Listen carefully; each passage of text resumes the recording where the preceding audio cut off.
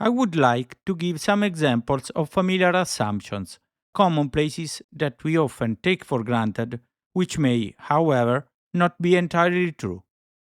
These will later be revisited and analyzed as case studies within the course modules. Is it true that money cannot buy happiness?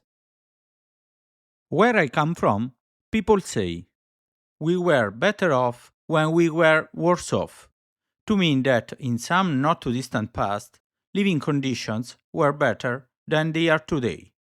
But is this really the case, or is it just our perception? In the field of interpersonal relationships, it is often said that opposites attract.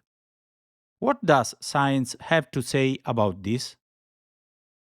There is also a widespread belief that everything natural is good and healthy, or that human beings descend from monkeys. Is that really true? It is also said that human beings use only 10% of their brain potential, or that the left hemisphere of the brain is rational, while the right is artistic.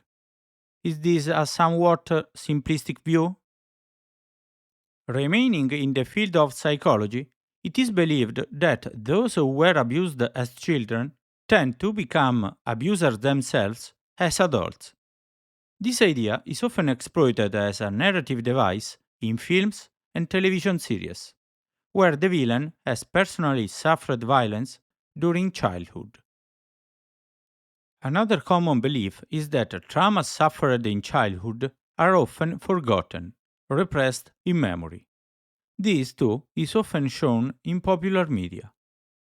And another overused trope in films is hypnosis as a tool to recover forgotten memories.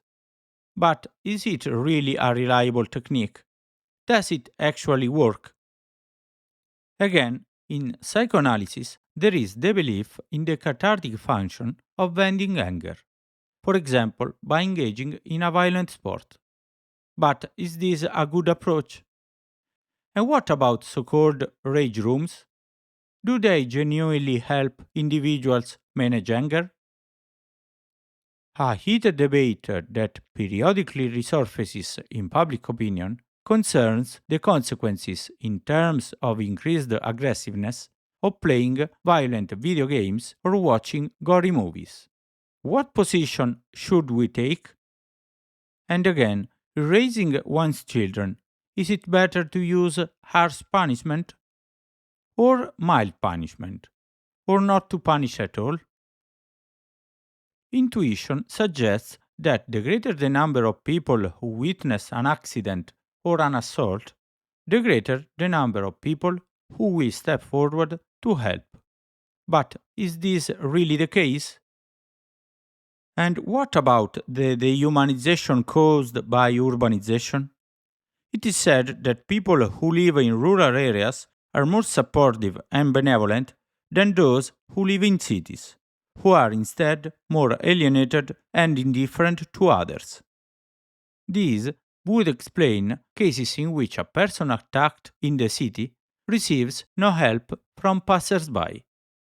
But is this really the reason for the lack of assistance?